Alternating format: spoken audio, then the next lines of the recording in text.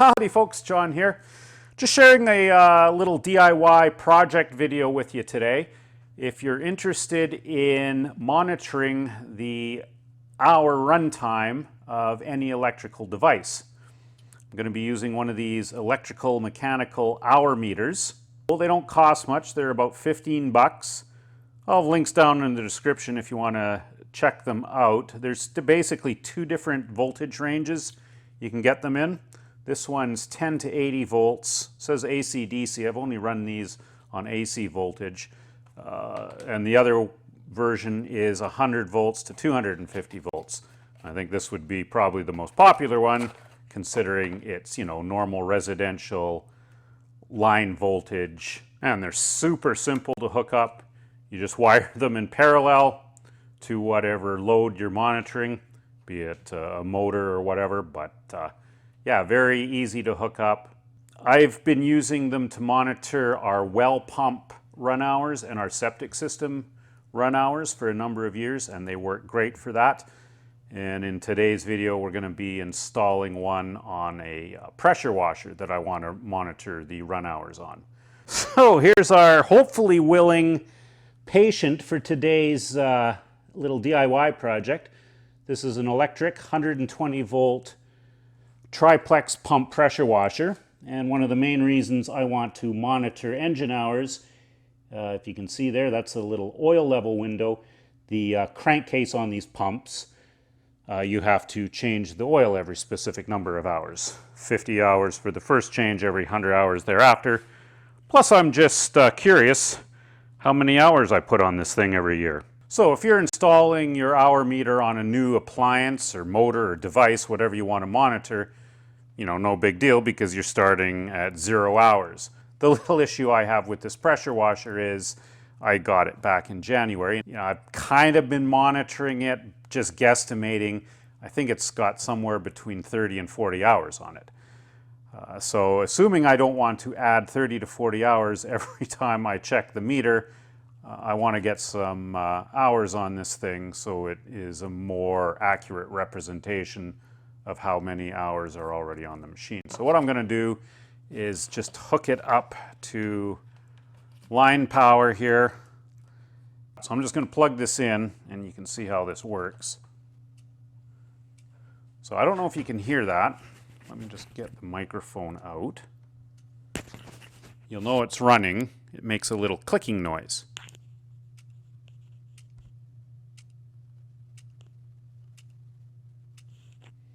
So when it's clicking like that, you know it's working. So while that's clicking, got to try to figure out how we're going to mount it in the pressure washer. Because this is a cart-mounted pressure washer, I'm generally looking down at it. So I want the gauge in the vertical. So when I'm looking down, it's easy to read it. Kind of the same idea as the pressure gauge here. Not many options on this beastie. Here's the capacitor cover, so it's full. Even if it wasn't though, yeah, I wouldn't fit in there, it's too long. Oh, if you're wondering what the dimensions are, I think it includes it in the spec on the product specs, but we'll just measure this real quick for you. From the bottom of the faceplate where it would sit on top of whatever you're mounting it in to the very bottom of the pins, let's call that 70 millimeters. Of course, you need a little bit of extra length for the connector unless you want to bend those pins back. Width here, about 30, let's call it 37. And in this direction, we're at about 24. So again, not many options. I want to see what's in this electrical box. There's a big circuit breaker in here. I don't think it'll fit. Yeah, no fitty. Damn. Even if the overload protector circuit breaker wasn't in there, it's just not enough room. So I think the only option would be, if I want this in the vertical in this location, would be to fabricate a little metal box onto the faceplate cover for the hour meter enclosure. Drill a hole in the faceplate, put a grommet in there so the wires can go through into the power feed for the motor. But I don't feel like fabricating a little metal box.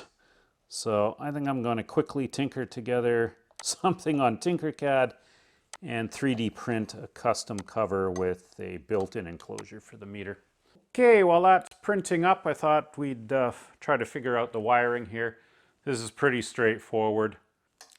We've got a double pole single throw toggle switch here, and we've got the neutral and the hot each going to one of the poles of the toggle, and then these two upper poles are where our motor connectors plugged into. So for our hour meter, we just want to wire it to these two upper outputs as well. One thing I did notice, kind of glad I checked this, is the terminals for the motor getting very warm.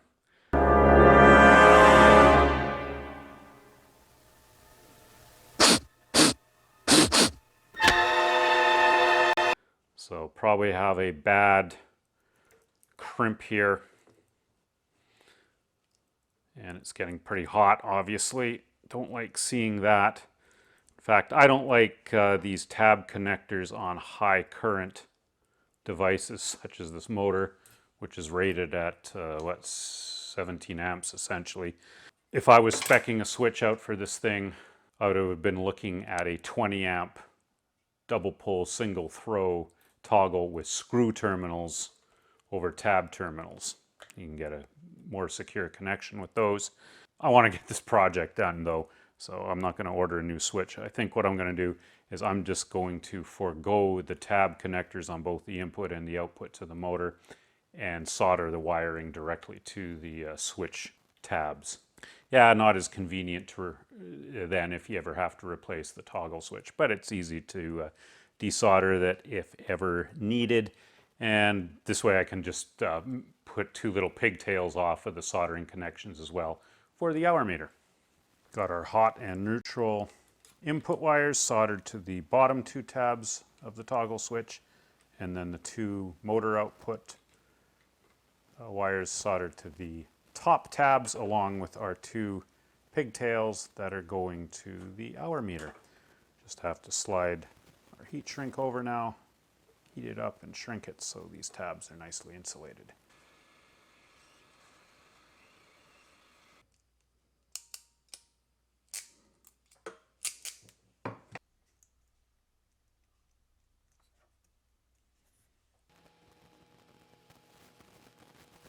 This bugger thing may actually work. So that's all it is. Big hollow in the back. Our meter slides in from the top. Gonna have to figure out how I'm gonna mount that. Probably just screw it in, drill a couple of holes. These things have got gaskets on them, so you can create a watertight seal. The gauges themselves are watertight. And we can easily get to our tab terminals at the bottom to do our wiring hookup. Time to button this thing up. I think we'll do it this way. I'm going to put a clothespin around here to keep those from sliding back through the hole. Get our gasket lined up. More or less.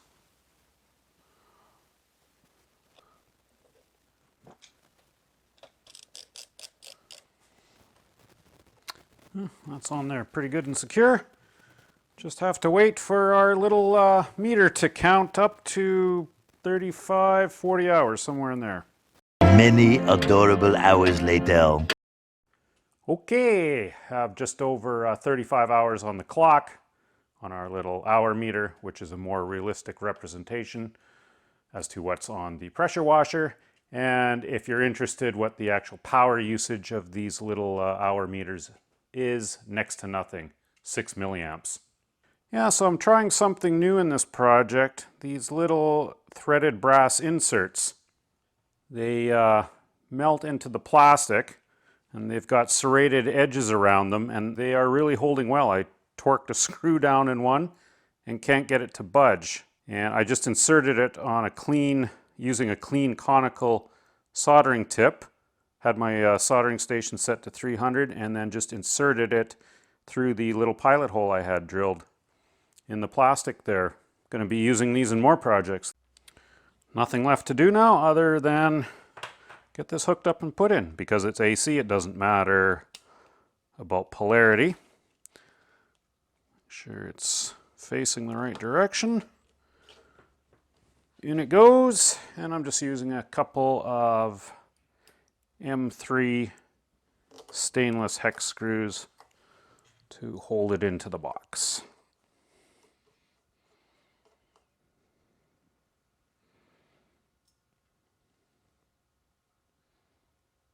All that's left is to see if it works. This pressure washer uses a remote start system. I've got a separate video on that. I will link to it above in the little doodad up there or down in the description. So I'm just going to wash a car. We're at, I'm just going to zoom in, 35.5 hours roughly. Wash a car and we'll come back. 35.7, must be working. So if you've been curious about these little hour meters, how easy they are to install and hook up, hopefully this video helped you out. And I was actually wrong on my oil change interval here. It's actually due for it now, first 30 hours. I don't know where I got 50 from, but obviously I've got to get that done.